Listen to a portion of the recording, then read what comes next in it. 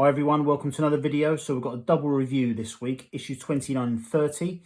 Issue 29 is some paint and issue 30 is some terrain. Now when we get to the terrain, I'm quite looking forward to talking about that bit because anyone who's considering getting the Warcry Catacombs expansion, you'll want to hear about this terrain. Now issue 29, we've got paint, so we've got Known Oil and we've got Baneblade Brown. Now the magazine aspects, which we'll go through before we look at the terrain from issue 30, you'll see that issue 29 has got an extra insert and is generally just slightly bigger than issue 30, which is par for the course. Typically when we get a paint issue, the quality of the actual magazine portion tends to be a little bit higher. So let's go through this first. Oh yeah, also when we get to issue 30, we've got some new rules to look at as well. The movement tutorial part 2, so we'll look forward to that also. So issue 29, what have we got? Learn about the God King Sigmar, Known Oil and Baneblade Brown paints, and Stormcast Eternal's Army paint guide. So you may remember recently, last week, we got a bit of an overhaul, updated paint guide for our Nighthorn, which was good. So we got to paint almost all of our spirit hosts to completion, but then there was a big update on a lot of the other stuff as well. So I'm expecting that's what we're going to get here. So what have we got in this issue? This issue comes with 2 new paints, Known Oil and Baneblade Brown. While the Baneblade Brown won't be used until your next issue, Known Oil will come in handy on nearly all of your models in this issue's paint guides. The Stormcast Eternals guide will also show you how to update your Storm host with your newer paints, similar to what you did with Nighthorn Force last issue. There are a lot of miniatures to paint, but don't worry, you don't need to paint them all in one go. Just follow the guides at your own pace. Before you know it, your models will be ready for battle. Okay, so we're going to learn about Sigmar first, then we're going to learn about a little bit more about Lord Celestance. Very good. Then we've got Of Blood and Bone Part 3. So I'm really enjoying that story. And what I'm going to do is when that comes to its completion, I'm going to go through and do a separate video just about Of Bones and Blood because I think it's really interesting. I really like that narrative stuff as well. It's really cool. Then we've got how to paint Stormcast Eternals and how to paint Nighthorn Processions. Then we have got the Lord Arcanum on Gryph-Charger. That's his War Scroll. Then we've got Knight of Shrouds on Ethereal Steed. We'll look at that as well. And then we've got Hallowstone Besieged. The Nighthaunts launch a final furious attack upon the Stormcast Eternal's newly captured fortress.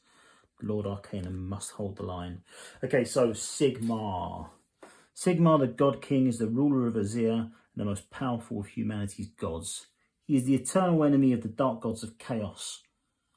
With the help of his Stormcast Eternals, he seeks to restore civilization to order to the mortal realms.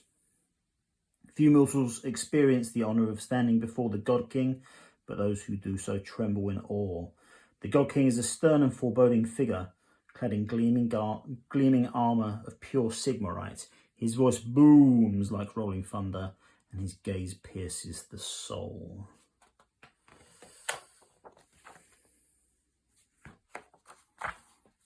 So his weapon is Galmaraz.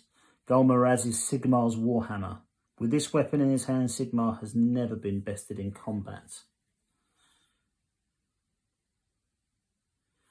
Here's a little bit about Dracothian. The god beast Dracothian is Sigmar's oldest ally. It was he who caught the burning remains of the world that was, set in place above Azir, and introduced the God King to the mortal realms. A little bit about the Stormcast Eternals. Okay, then we've got Lord Celestance, or the Lord Celestance. The Lord Celestance bear the burden of command, leading vast war hosts of Stormcast Eternal to war. Each of these immortal generals was a mighty warlord or warrior even before they became a Stormcast Eternal, for Sigmar only entrusts the leadership of his armies to the most gifted.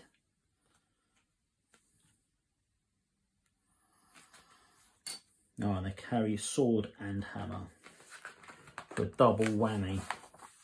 So what have we got? That is Lord Celestin on his Stardrake. Some Lord Celestants usually those who are chosen to lead the extremist chambers form bonds with Star Drakes. Lord Celestant and Steed are wreathed in celestial energy as they fly over the battlefield, the Star Drake unleashing the powers of the celestial realm upon their foes. Lord Celestants that march the battle on foot are especially beloved by their warriors, for they are willing to trudge, suffer, fight, and die alongside even the most newly forged liberator. Some Lord Celestants ride to battle upon Dracoths. These beasts are swift and deadly, allowing their Lord Celestant to dart up and down the line, inspiring their troops with thunderous battle cries and acts of violence. Okay, cool. Now, the Ancient Dead. Part 3 of, what's this called again? Of Bones and Blood. In the course of my travels, I have learned that no deceased mortal is beyond the reach of powerful death magic, even if all that remains of their physical form is a fleshless skeleton. A risen skeleton is an unsettling sight. Expressionless skulls and vacant eye sockets betray no emotion. The only signs of awareness is the soft glow of the evil magic which animates them. The majority of skeletal warriors lack the will to act independently. They are utterly bound to the will of Nagash or to the necromancer who raised them from the grave. And it's quite interesting actually that this comes up because the most recent models I have been painting are skeletons. And in fact, that is, if anyone remembers all the way back to the first issues, you will remember a little purple chain rasp painted by my daughter. Now this is her latest work, contrast paints. So she is obviously coming on. So she's 5, but she's doing a great job painting up my skeletons. Okay. Death Rattle legions. Scattered amongst the mortal realms are kingdoms of the grave. Ruled over by ruthless undead kings, the skeletal armies they lead are referred to as Death Rattle legions. It's got a little bit there about White Kings, Black Knights, the Grave Guard, and Death Rattle skeletons. Okay, then we've got a big paint update. Gather your Stormcast Eternal. So Lord Arcanum on Gryph-Charger, Knight Incantor, Knight Questor, Sequitors, Castigators, Liberators, Evocator Prime, Stormsire Cursebreakers, Prosecutor, Celestar Ballista and Crew, and Xandria Azure Bolt. So this is quite a, quite a big update here. So this is the Stormcast part, and when we've done that, we're going to add some Known Oil onto our Night Haunts. Bring an update there. Okay, now we are moving on to War Scrolls, the Lord Arcanum on Gryph-Charger. Hell of a lot of information here for this guy. Masters of Etheric Lightning who can manipulate the cerulean energy of Azir. Lord Arcanum see the souls of living creatures, the better to heal their kindred. When allied with swift Gryph-Chargers, they're all but inescapable. Okay, so what have we got? Movement of 12 inches, so that's good, very good. Saving a 3 up, brave with 9 and 7 wounds. So they have the Ether Stave, which is a range of 2 inch with 4 attacks. 3 ups to hit and wound, rend -1, D3 damage. So that is cool. And then we've got Razor Beaks and Claws, which is 3 attacks on a 1 inch range, 3 ups to hit and wound again, rend -2 this time, D3 damage. And on the other side here, we get to look at some of their abilities. Cycle of the Storm. When a Stormcast Eternal dies in battle, the Lord Arcanum can capture their soul and return it to their body, so that they may rise once more and continue the fight without returning to Azir to be reforged. A unit of Sequitors are fighting the Thorns of the Briar Queen. The Thorns of the Briar Queen manage to inflict 2 wounds on the Sequitors, enough to remove 1 model from play. The Lord Arcanum is within 80 inches of the slain Sequitor, so rather than remove the model from play, the Stormcast Eternals player uses Cycle of the Storm. 1 wound is healed, leaving the Sequitur with 1 wound left. And then they've got Ride the Winds Etheric. Griff Chargers are swift beasts from Azir. They can ride the winds etheric, allowing them to dart across the battlefield faster than the eye can see. The Lord Arcanum can use this ability to quickly reach troops in need of support or too close with a foe. So at the start of the movement phase, the Stormcast Eternals player decides to use Ride the Winds Etheric. So he rolled 6d6 for a total of 13. They may now move the Lord Arcanum up to 13 inches as if it could fly. So really, so they could potentially move up to 3 feet. I mean, it would be the most incredible roll of all time if you've rolled 6 dice and got 6 sixes. But all the same, you know, perhaps a roll of 30 wouldn't be unheard of. That's incredible. The player ensures that the Lord Arcanum finishes his move more than 3 inches away from enemy models. Okay, very good. Now we're on to the Knight of Shrouds. On the bleakest nights of the human soul, the Knights of Shrouds ride at the head of a mass gathering of undead. Their disembodied voices ring out over the moans of the deceased, even as they steal the lives of their foes. Okay, so 12-inch move again, saving on a 4-up, bravery of 10 and 6 wounds.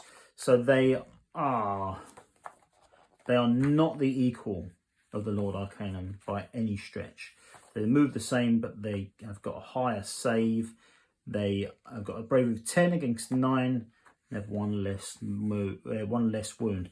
Okay, so what have they got? Sword of Stolen Hours, which is a 1-inch range. 4 attacks with 3 up to hit and wound, rend -1 and 2 damage, so that is good. I like that. And then Ghostly Hooves and Teeth. 2 attacks, 4 up to hit and 5 up to wound. So yeah, not much luck there, I assume. Doing 1 damage each. And then on their abilities, what do we have? Stolen Hours. When the Knight of Shroud kills a hero with its Sword of Stolen Hours, it can siphon life from the fallen enemy and use it to heal itself. So it inflicts 3 wounds upon the Knight Questor with the Sword of Stolen Hours, and 2 with its steeds, Ghostly Hooves and Teeth. I doubt it on those hits on 4s and wounds on 5s. Anyway, the players must allocate wounds caused by the Sword of Stolen Hours first. This adds up to a total of 6 damage. The Knight Questor has 5 wounds and is slain. As the model was slain by the Sword of Stolen Hours, the Knight of Shrouds may heal 1 wound. So if it goes over the total wounds allocation, anything it goes over by can be used to heal the Knight of Shrouds. Okay, so that's good. Yeah, that is quite good actually. Then we've got Lord of Geists. The Knight of Shrouds is a commander. It comes with his own special command ability, the Lord of Geists. This command ability allows the Knight of Shrouds to grant extra attacks to nearby units. You must have a command point in order to use this ability. Okay, at the start of the combat phase, the Nighthaunt player uses Lord of Geists on the Thorns of the Briar Queen, as all of the models are within 18 inches of the Knight of Shrouds. Using Lord of Geists costs the Nighthaunt player 1 command point. Ordinarily, 5 of the Thorns would roll 2 attacks each, and Varklav the Cruel would roll 3. Thanks to Lord of Geists, all models in the units may roll an additional attack in this combat phase. Okay, so that's good. The Nighthaunt player rolls all attacks, including the bonus attack for each model in the unit, and resolves any successful hits. The Lord of Geists command ability can only be used once per phase. Okay, so that's good. So that is all of this issue. We just have a brief look at our battle tome. The Hallowstone Besieged. Lord Arcanum Boreas Glory Mantle, blimey, gripped the reins of his Griff Charger, scratching the back of the beast's neck with a gauntleted hand. Okay, let's not go through that bit now. Guys, I'm really sorry. I know you are waiting for playthroughs and that kind of thing. They are coming. They will get done. They just take a really long time to edit, and I've been ultra lazy, so I do apologise for that. But when I do record those, I go through the full narrative before we do it. So if you're patient, when you get back to these, you will get all of that information if you haven't read it yourself already. Okay, so the battle plan itself, breaking the siege.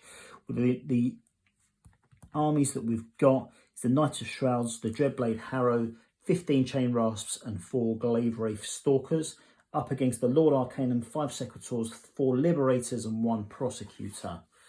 Knight Pawn player goes first, and it's a glorious victory, so you just have to wipe out your enemy.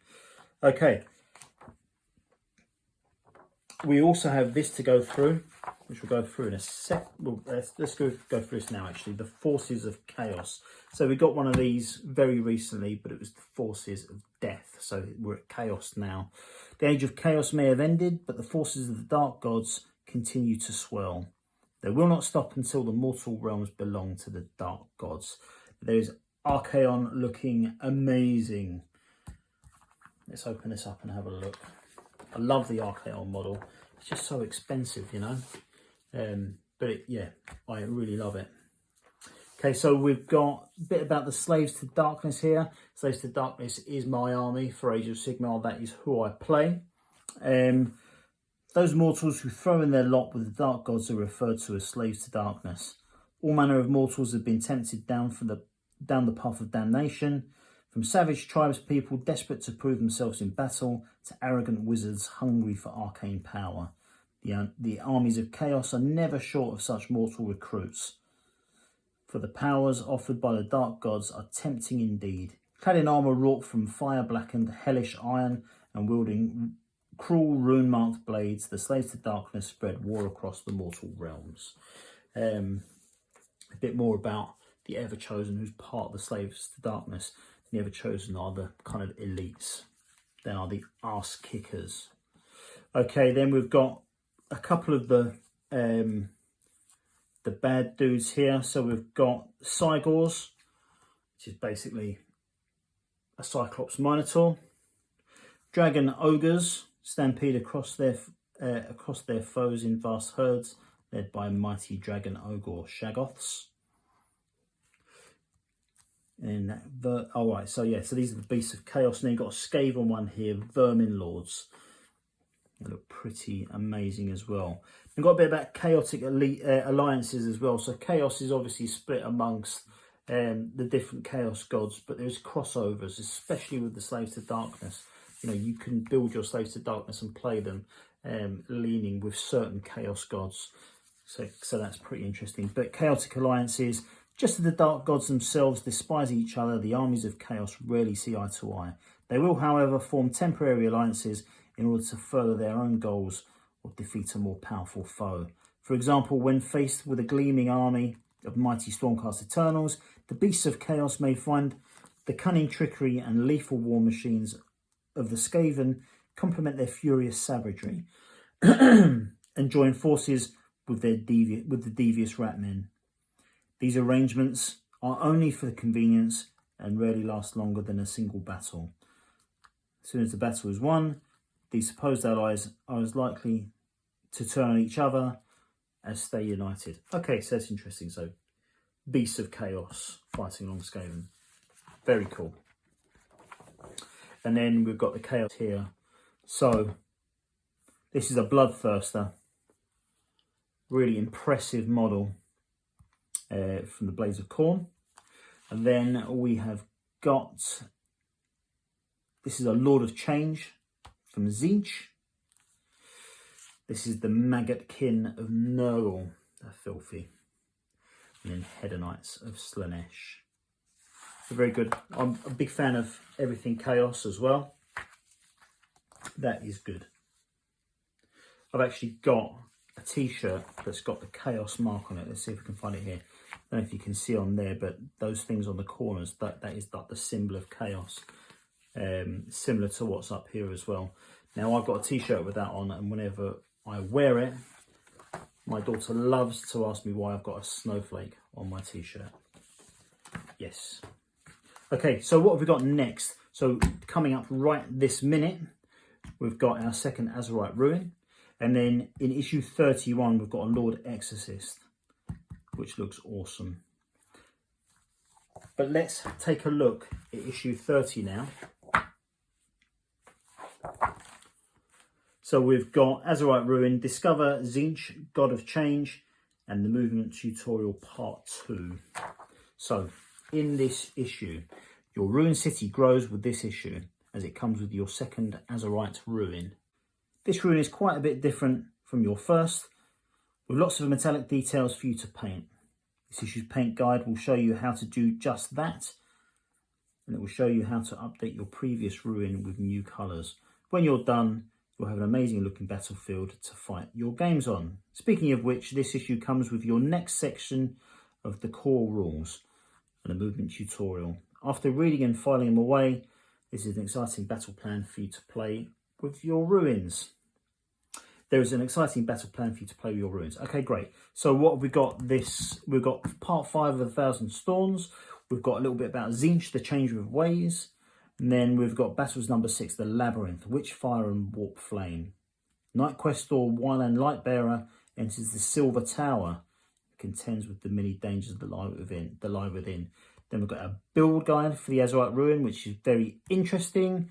Noting back to what I said earlier about the Warcry Catacombs. How to paint the Azurite Ruin. Core rules, concepts. So this section of the core rules explains some of the basic concepts and rules of the game of Age of Sigmar. Then we've got a movement tutorial part 2. And then we've got a battle plan, the Cursed City. So let's race through the mag, and then we'll take a look at all that stuff. Okay, so 1,000 Storms part 5. Jealous and wrathful, Nagash unleashes the greatest spell he has ever worked, forever changing the nature of Shyish and unleashing a tide of spirits across the mortal realms. Meanwhile, the rise of the Age of Sigmar draws the isolationist Idoneth Deepkin into wars against chaos, and cities in every realm face renewed aggression from the enemies of order.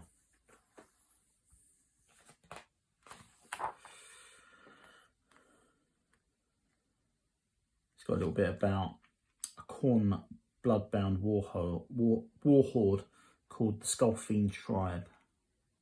They honour the blood god by striking the heads from their enemies and leaving mountains of headless corpses in their wake. They are led by a mighty warlord known as Lord Skardrax the Slayer. Okay, then we've got a bit about Tzeentch. Sorcerous, deceitful and manipulative, Tzeentch is the chaos god of change. He prides himself upon his ability to manipulate the strands of fate, tempting mortals to his worship, with promises of limitless arcane power.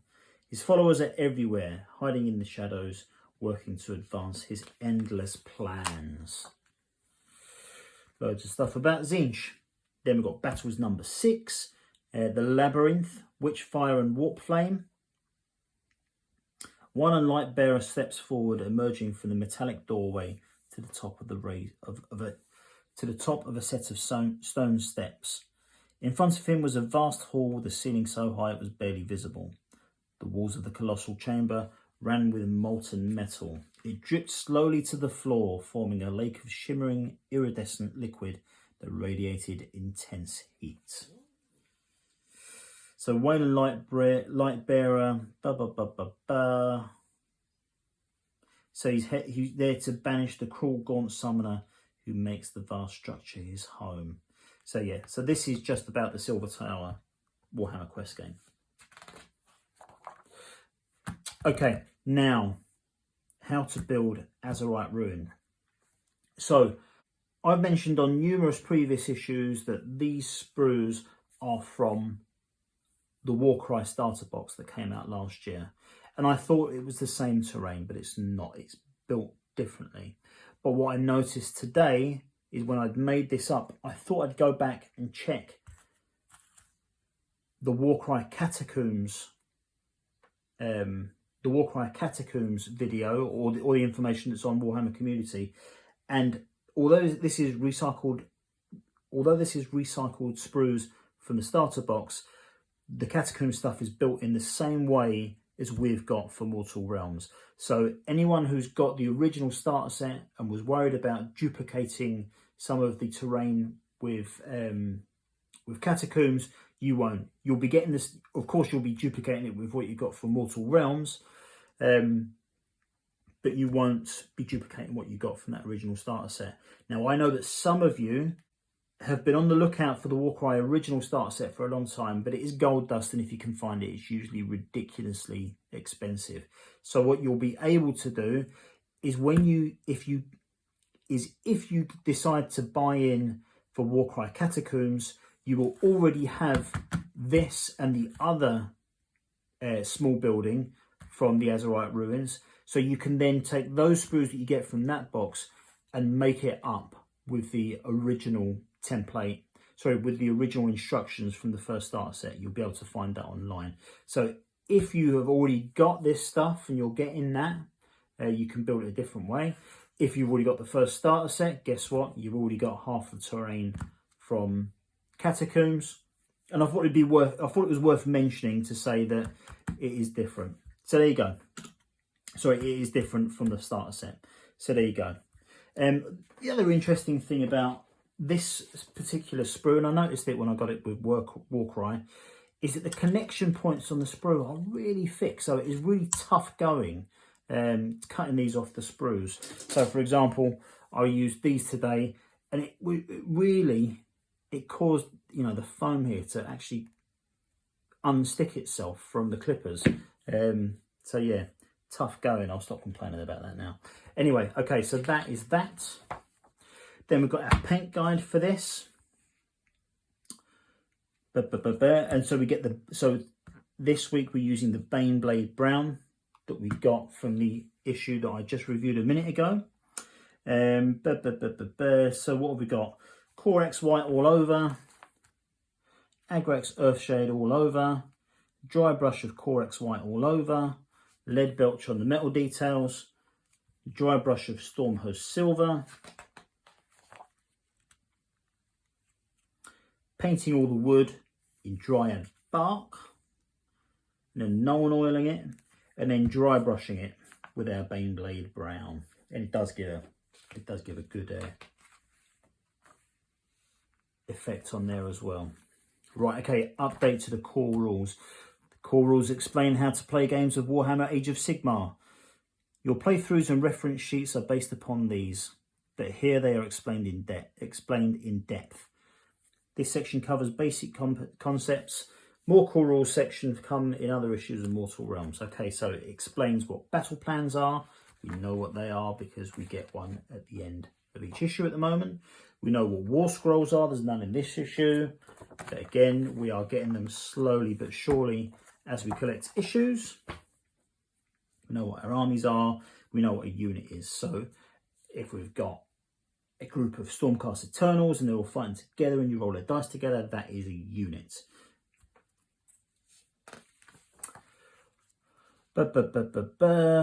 Tools of War. That's basically telling you need something to measure with and some dice. Explaining what rerolls are and when you do them. Roll-offs, such as who goes first. The battlefield, just explaining you need a surface. It can be any size or shape provided it's at least 2 foot square, obviously for a small battle. And obviously not the very small A4 pages that we were using to learn on initially. Setting up our armies, choosing a general, measuring distances, talking about reserves. So that is part of your army that might come on in a second phase. Perhaps we'll get to that in the next couple of issues. I don't want to run through it now, but it's basically you start up with your armies on the field, and you can choose some reserves which you might choose to bring in on a different on a different turn. So you might bring them in on turn 2, or very rarely any more than turn 2, to be fair. And then it talks about our keywords. So if you go to any of our war scrolls, the keywords are the stuff that's along the bottom there. Okay, so movement and enemies. In this tutorial, we will break down a few of the more complex rules surrounding movement with a series of simple tutorials. Read through these tutorials before you play your next game.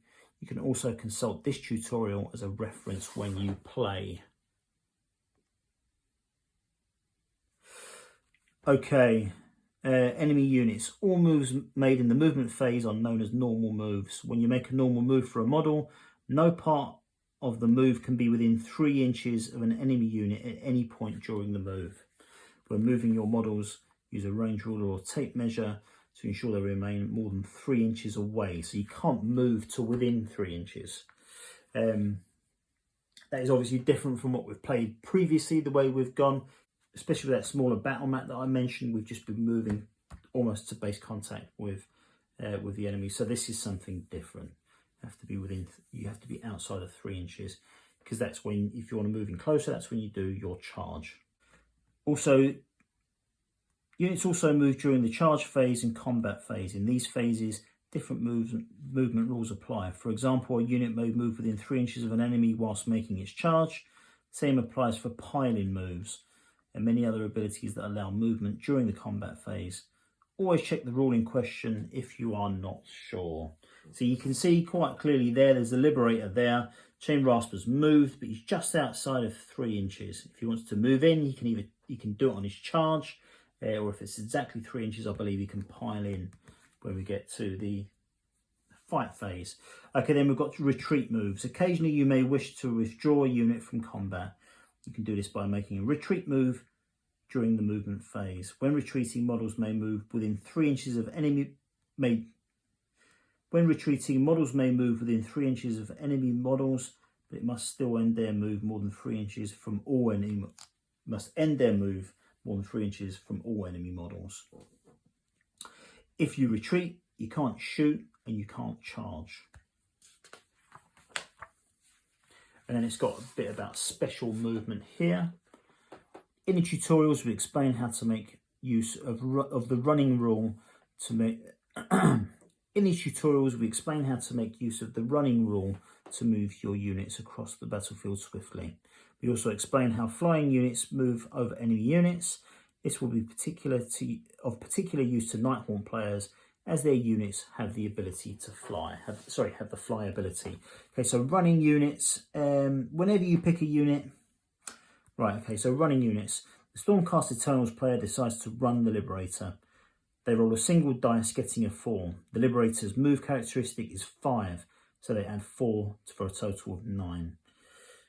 The Stormcast Eternal player then measures the move distance and move the Liberator up to 9 inches. Remember that Liberator must stay 3 inches away from any enemy units. And then flying over models, the Stormcast player wants to run the Prosecutor.